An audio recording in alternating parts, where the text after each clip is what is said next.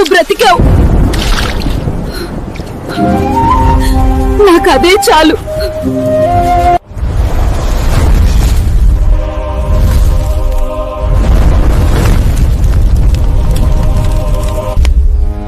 నేను Benson ఎడహోసా, Nigeria దేశంలోని బినీ తెగకు చెందినవాడిని. మా కుటుంబం సంప్రదాయ జూజు ఆరాధన చేసే కుటుంబం. చిన్నప్పటి నుంచి భయపెట్టే ఆచారాల మధ్య పెరిగాను. కానీ నా మనసు వాటిని అంగీకరించలేదు. నా జననం ఆనందంగా కాదు, పోరాటంతో ప్రారంభమైంది. పుట్టిన కొద్ది కాలానికే తరచూ జబ్బులు పడేవాడిని. నా శరీరం చాలా బలహీనంగా ఉండేది. నా తండ్రి నన్ను చూసి ఎప్పుడూ చిరాకు పడేవారు. ఇంకా వీడిని ఇంట్లో ఉంచావా? తీసుకెళ్లి బయట వదిలేయ్.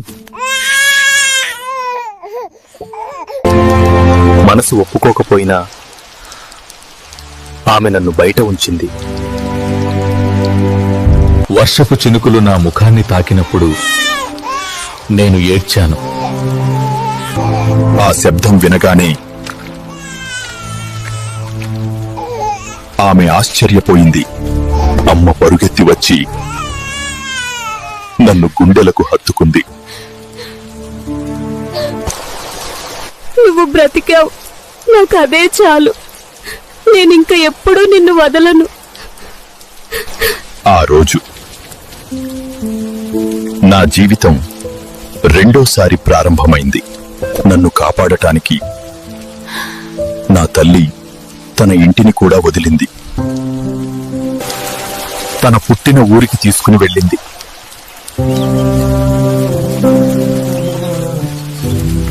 అక్కడ నేను బలంగా పెరిగాను.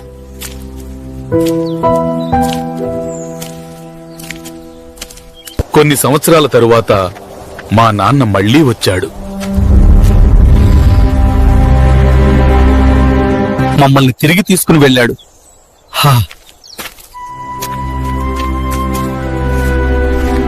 నేను చదువులో మంచి ఆసక్తి చూపించాను.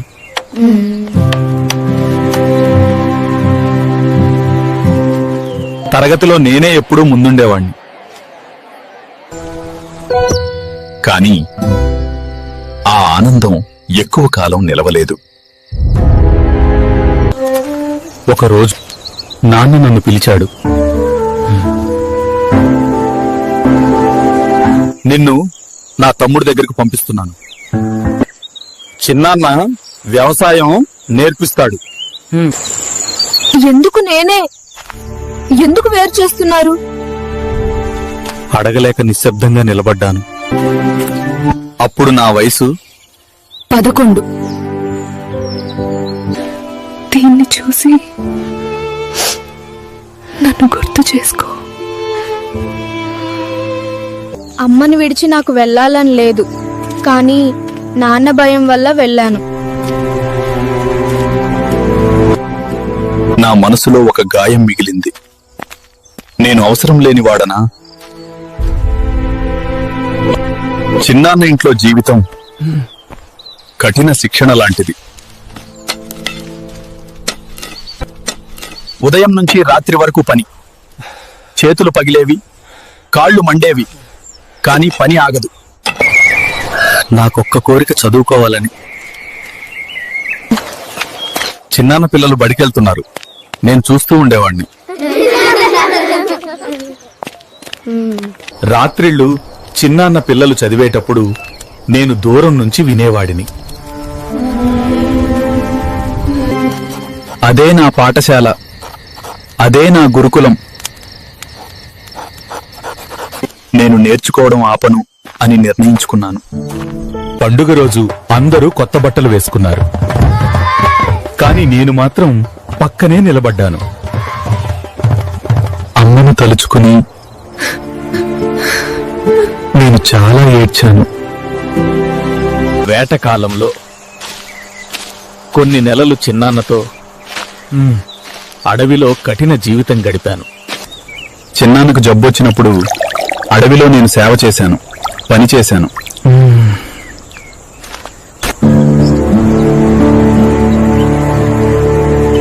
ఒకరోజు నాన్న వచ్చి నన్ను ఇంటికి తీసుకెళ్లారు. అమ్మను మళ్లీ చూసిన రోజు నా హృదయం ఆనందంతో నిండిపోయింది. తర్వాత బడికి వెళ్లడానికి రోజూ మైళ్ల కొద్దీ నడిచాను. దూరం నాకు సమస్య కాలేదు, ఎందుకంటే అది నా కలదారి. యువకుడిగా పట్టణానికి వచ్చాను.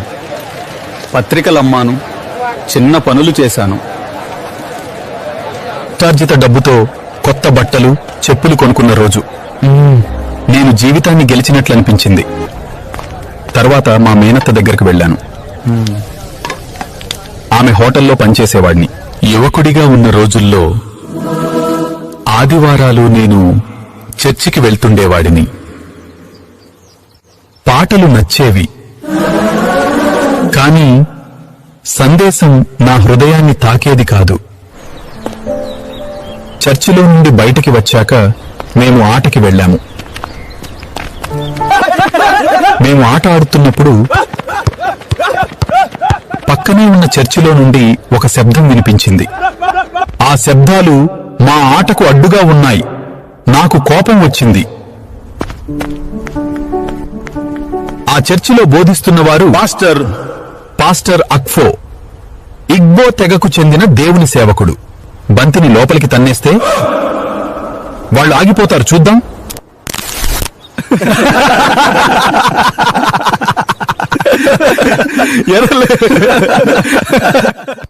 కోపంతో నా శక్తినంతా ఉపయోగించి తన్నాను.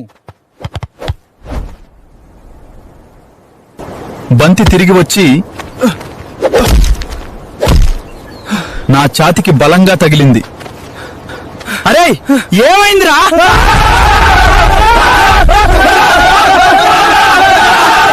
బెన్సన్! నా దగ్గర నిలిచింది ఒక్క బెర్నార్డ్ మాత్రమే. బెన్సన్! బెన్సన్! బెన్సన్! అప్పుడు నేను కొట్టాలని చూసిన అదే వ్యక్తి పాస్టర్ ఎక్ఫో పరుగెత్తుకుంటూ వచ్చాడు. ఏం జరిగింది? ఆయన బెర్నార్డ్ను అడిగాడు.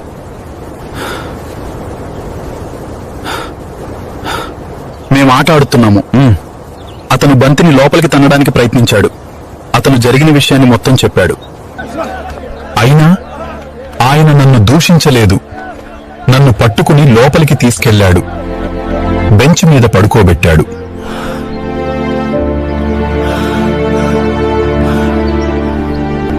యేసు క్రీస్తు నామంలో ఈ యువకుడికి స్వస్థత కలగాలి. ఆయన దేవునితో మాట్లాడిన తీరు భయంతో కాదు, అధికారంతో, దూరంగా కాదు, స్నేహితుడిలా. నా పేరు పాస్టర్ అక్ఫో. నిన్ను యేసు స్వస్థపరిచాడని నమ్ముతున్నావా? అవును, నమ్ముతున్నాను. వెళ్ళిపోదాం. వీళ్ళు ఇగ్బో వాళ్ళు మనకు ప్రమాదం. నా కోసం ప్రార్థించిన వాళ్ళు. నన్ను చంపరు. నేను లోపలే ఉండి వాక్యం వింటాను. ఆ రోజు నేను సువార్తను సరిగ్గా విన్నాను. పట్టి నేల మీద మోకరించి నా పాపాలు ఒప్పుకున్నాను. నా లోపల ఒక భారమైన రాయి తొలగినట్లు అనిపించింది. ఆ రోజు నేను యేసు క్రీస్తును నా సొంత రక్షకునిగా అంగీకరించాను. ఇది ప్రతిరోజు చదువు. ఆయన నాకు యోహాను సువార్త ఇచ్చాడు. ప్రీతిగల మన యేసు ఎంతో గొప్ప మిత్రుడు అనే గీతం పదే పదే పాడుకున్నాను. బెన్సన్, ఉదయకాల ప్రార్థనకు సమయం అయ్యింది. త్వరగా రావాలి.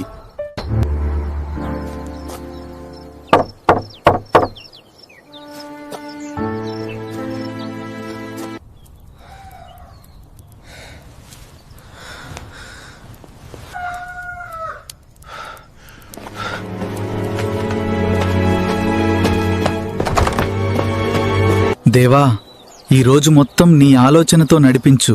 బుధవారం, గురువారం ప్రార్థన కూటాలకు రా. శుక్రవారం బైబిల్ తరగతి ఉంటుంది. దేవుడు నిన్ను ఉపయోగించబోతున్నాడు. పాస్టర్ గారు, నేను వస్తాను. దేవుని వాక్యం కేవలం వినడానికి కాదు, జీవించడానికి. ఆమెన్. నేను విన్న ప్రతి బోధనను వ్రాసుకునేవాడిని, నేర్చుకునేవాడిని. యేసు నిజంగా జీవిస్తున్నాడు. ఆయన నా జీవితాన్ని మార్చాడు. నిజమా బెన్సన్? అవును, నువ్వు ఆయనను తెలుసుకోవాలి. యేసు నా జీవితాన్ని మార్చాడు, మీ జీవితాలను కూడా మార్చగలడు. మాకు కూడా ఆ శాంతి కావాలి. రండి, మనము కలిసి లోపలికి వెళ్దాం. మొదటగా నా స్నేహితులకి సువార్త చెప్పాను. వారిని చర్చికి తీసుకుని వెళ్ళాను. అలా నా సువార్త పరిచర్య మొదలయ్యింది. అపోస్తలుల కార్యములు 2:4 పరిశుద్ధాత్మ నింపుదల దేవుని శక్తినిస్తుంది. పరిశుద్ధాత్మ కోసం ప్రార్థన చేద్దాము. పరిశుద్ధాత్మ, నీ సేవకుడిని నింపు ప్రభువా. రబా శలమా కరబో సలమందరా రబా శిఖలమందరా తలబో శాంతరబా కర్యాండరబో శలమా. హల్లెలూయా. ఆమేన్ ప్రభువా. ఆ రోజు నేను పరిశుద్ధాత్మ చేత నింపబడ్డాను. నాలో ధైర్యం పెరిగింది. దేవుని సేవకి మరింత ఆసక్తి పెరిగింది. కొన్ని రోజులకి మా తాత ద్వారా నాకు బాటా కంపెనీలో ఉద్యోగం వచ్చింది. నా డిగ్రీ పూర్తి చేసుకోవడానికి ఆ డబ్బులు నాకు ఉపయోగపడ్డాయి.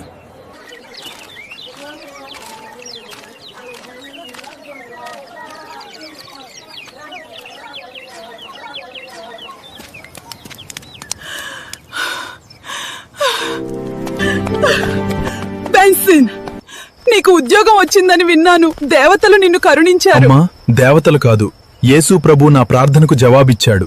మన జూజూ దేవతలున్నారు కదా, హ్మ్.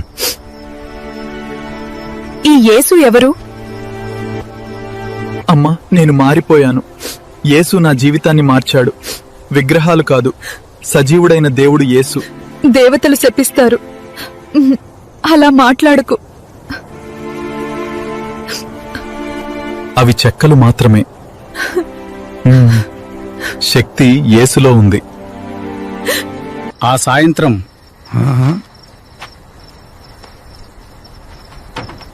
నా తండ్రి ఇంటికి వచ్చాడు. యేసును అంగీకరించండి నాన్న. ఆయన నిజమైన దేవుడు. నాన్నకు ఆనందం అనిపించినా అతను మత పెద్ద వలన అంగీకరించలేకపోయాడు. ఆ రోజు నుంచి నా కుటుంబ రక్షణ కోసం నా ప్రార్థనలు మరింత గట్టిగా మారాయి.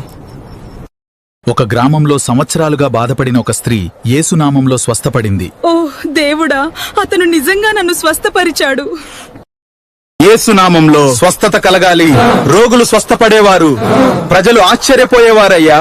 స్వస్థత వచ్చింది. అద్భుతం. అద్భుతాలు ప్రజలను దేవుని వాక్యానికి తీసుకొచ్చాయి. ఉద్యోగం కొనసాగుతోంది, కానీ నా హృదయం పూర్తిగా దేవుని సేవలోనే ఉంది. నేను యేసును అంగీకరిస్తున్నాను. నేను విగ్రహాలన్నింటినీ తీసేశాను.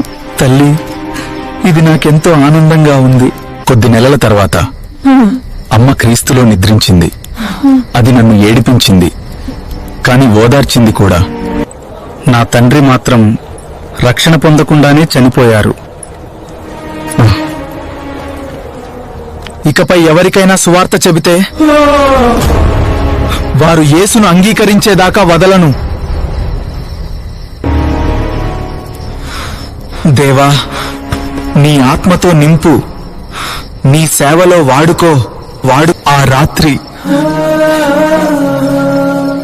దేవుని సన్నిధి గదిని నింపింది. ప్రపంచమంతటా సువార్త ప్రకటించు. అద్భుతాలతో నేను దానిని స్థిరపరుస్తాను. ప్రభువా, నా జీవితం పూర్తిగా నీదే. తర్వాత ప్రభువు నాకొక దర్శనం చూపించాడు. ఒక ఎండిన చెట్టు భారాలతో వంగిపోయిన ప్రజలను చూశాను. వారి ముఖాల్లో ఆశ లేదు. నేను వారి భారాలు దించుతున్నాను. వారు మళ్లీ నిలబడుతున్నారు. ఆ ఎండిన చెట్టు మెల్లగా పచ్చగా మారడం ప్రారంభమైంది. ఇదే నీ సేవ. వారిని నా దగ్గరకు తెచ్చు. నేను వారికి జీవమిస్తాను.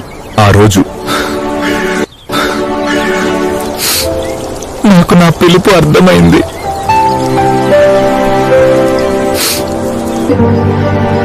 నేను మళ్ళీ నా గదిలోనే ఉన్నాను.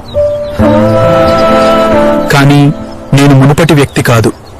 నా అంతరంగంలో ఒక దివ్య నిశ్చయం పుట్టింది. నా ఎముకలలో అగ్ని మండుతోంది. ఆ అగ్ని సువార్త అగ్ని. యేసు జీవిస్తున్నాడు. ఆయన మీ జీవితాలను మారుస్తాడు. ఒక్కోసారి వందల మంది యేసును అంగీకరించేవారు. నేనున్న ప్రాంతంలో చర్చి లేక ఒక చిన్న గది అద్దెకు తీసుకుని బైబిల్ తరగతి మొదలుపెట్టాను. మొదట కొద్దిమంది, తర్వాత గది నిండింది, తర్వాత బయట కూడా కూర్చున్నారు. అలా దేవుడి సేవను విస్తరించడం మొదలుపెట్టారు. ప్రభువా, నా జీవితానికి నువ్వు సిద్ధం చేసిన సహాయకురాల్ని చూపించు. నీ చిత్తమే నా జీవితంలో జరగాలి. మాది దేవుని చిత్తం. మార్గరెట్ దేవుణ్ణి తెలుసుకుంది. ఆయన చిత్తంలో మా వివాహం జరిగింది. మొదలుపెట్టారు. మార్గరెట్ పూర్తిగా దేవుని సేవకు సమర్పించుకుంది. స్త్రీల పరిచర్యలో ముందుకు సాగింది. నన్ను సేవలో దేవుడు బలంగా నడిపిస్తున్నాడు. ఒక రాత్రి కలలో దేవుడు ఈ స్థలాన్ని నా మహిమ కోసం వాడుకుంటాను అని చెప్పారు. అది విశ్వవిద్యాలయం వెనక ఉన్న పెద్ద స్థలం. మాది చిన్న పేద సంఘమని అపహాస్యం చేశారు. కానీ దేవుడు కొద్ది రోజులలోనే అవసరమైన ధనం సమకూర్చాడు. అందరూ ఆశ్చర్యపోయారు. దేవుడు చూపించినట్లుగా పెద్ద మందిరానికి కొలతలు వేయించాను. నా అంచనాలు పెద్దవని నన్ను అడ్డుకున్నారు. పునాదిరాళ్లు కూడా తీసివేశారు. ఈ మందిరం కట్టబడుతుంది. అడ్డుకున్నవారు ఆరాధన చూడరు. 10 వారాల్లో దేవుడు అద్భుతం చేశాడు. పైకప్పు లేకపోయినా, బెంచీలు లేకపోయినా మందిర ప్రతిష్ఠ జరిగింది. నా సేవ పెరుగుతోంది. కానీ నాకు ఆత్మీయ మార్గదర్శి అవసరం అనిపించింది. దేవుడు నాకు తన సేవకుడైన ఎల్టన్ గారిని పరిచయం చేశారు. చివరకు నేను ఆయనను కలుసుకున్నాను. దేవుడు నిన్ను బలంగా వాడుకోబోతున్నాడు. ఆ మాట నా ఎముకలలో అగ్నిలా మళ్లీ మండింది. ఆ పరిచయం ద్వారా బైబిల్ శిక్షణకు ద్వారం తెరుచుకుంది. నేను అమెరికా వెళ్లాను. కొత్త దేశం, కొత్త సంస్కృతి, కొత్త భాష. నేను ఒక్కడినే నల్లజాతి విద్యార్థిని. కాని ప్రార్థనలో నేను ఒంటరివాడిని కాదు. ఒక పుస్తకం చదివాను. ప్రపంచంలో కోట్లాది మంది క్రీస్తును వినలేదు. ఆ రాత్రి నేను నిద్రపోలేదు. నా దేశం నా కళ్ల ముందు కనిపించింది. జూజు, భయం, చీకటితో నిండి ఉంది. నేను తిరిగి వెళ్తాను. నువ్వు విద్యను పూర్తి చేయడానికి నేను పుస్తకాలు పంపిస్తాను. 2 ఆత్మతో నువ్వు వెళ్తావు. నేను తిరిగి నైజీరియా చేరుకున్న రోజు ప్రజలు కరచాలనం చేస్తే పరిశుద్ధాత్మ శక్తి తట్టుకోలేక పడిపోయారు. రబా షలమా, కరబా సలమందరా. అది నా శక్తి కాదు, దేవుని పరిశుద్ధాత్మ శక్తి. నేను మళ్లీ సేవ మొదలుపెట్టాను. పట్టణ సువార్త దండయాత్రలు. పాస్టర్లను ఏకం చేయాలనుకున్నాను. చాలా మంది స్పందించలేదు. కానీ నేను ఆగలేదు. ముందుకు సాగే వారినే విమర్శిస్తారు. మా సంఘం వేగంగా వృద్ధి చెందింది. మందిరం నిండిపోయేది. బయట నిలబడి కూడా వాక్యం వినేవారు. చివరకు మేము టెన్నిస్ మైదానంలో ఆరాధన మొదలుపెట్టాము. ప్రజలు అనేకులు వచ్చి ఆశీర్వాదం పొందేవారు. మా సేవకు ఒక పేరు పెట్టాము, church of God mission international. దేశమంతా సువార్త దండయాత్రలు, కొత్త సంఘాలు, బైబిల్ శిక్షణ, నాయకత్వ నిర్మాణం చేశాము. సేవాభారంతో నేను నా ఉద్యోగానికి రాజీనామా చేయాలని నిర్ణయించుకున్నాను. ఇది నా పిలుపు. సేవ పెరిగినప్పుడు వ్యతిరేకత కూడా పెరిగింది. ఇద్దరిని నన్ను చంపడానికి పంపించారు. కాని వారు వాక్యం విని మారిపోయారు. పత్రికలలో దుష్ప్రచారం చేశారు. అద్భుతాలు లేవు అన్నారు. ప్రజలు చూడటానికి వచ్చారు. కాని దేవుడు ప్రత్యక్షంగా పనిచేశాడు. విమర్శ ప్రచారం సువార్త ప్రకటనగా మారింది. కొన్ని సంవత్సరాల్లో వేలాది మంది రక్షణ పొందారు. 100 సంఘాలు స్థాపించబడ్డాయి. అయినా నా హృదయం తృప్తి చెందలేదు. నా లోపల అగ్ని ఇంకా మండుతూనే ఉంది. పాస్టర్ గారు, సువార్త ప్రచారం కోసం టీవీని ఉపయోగించాలి. అప్పుడే టీవీ ప్రసారం మొదలైంది. సువార్త ప్రచారం కోసం నేను అడిగాను. అధికారులు నిరాకరించారు. కొన్ని రోజులలోనే దేవుడు క్రైస్తవ అధికారిని పంపించాడు. సువార్త ప్రచారం సులభమైంది. టీవీ ద్వారా సువార్త ఇంటింటికి చేరింది. జనులు ఆరాధనకు రావడం ప్రారంభించారు. వేలాది మంది పట్టే కొత్త మందిరం పూర్తయింది. దానికి పేరు పెట్టాము మిరాకిల్ సెంటర్. అందులో ప్రార్థన మందిరం, బైబిల్ పాఠశాల, కార్యాలయాలు అన్నీ ఉన్నాయి. ప్రతిష్టా దినం రోజున వేల మంది పాల్గొన్నారు. నేను నిన్ను కాపాడుతున్నాను. భయపడవద్దు, ప్రపంచమంతటా సువార్త ప్రకటిస్తావు. ఆ రోజు 100 మంది బాప్తిస్మం పొందారు. దేవుడు సేవను మరింత విస్తరించారు. సంఘాలు 100ల్లో పెరిగాయి. టీవీ, రేడియో ద్వారా అనేక మంది సువార్త విన్నారు. పత్రిక ప్రారంభించాము, పుస్తకాలు పంపాము. యువత శిక్షణ పొందింది. విద్యార్థులు దేశమంతా పంపబడ్డారు. బైబిల్ పాఠశాల నిండిపోయింది. నేను బెన్సన్ ఎడహోస. సాధారణ జీవితం నుండి ఒక గొప్ప ప్రయాణం జరిగి నా జీవితం ఒక సాక్ష్యం. నా ఎముకలలో అగ్ని మండింది. ఆ అగ్ని పరిశుద్ధాత్మ అగ్ని. అది నన్ను నడిపించింది. ఇప్పటికీ మండుతోంది. ఆ అగ్ని నీలో కూడా మండాలి. ఆమేన్.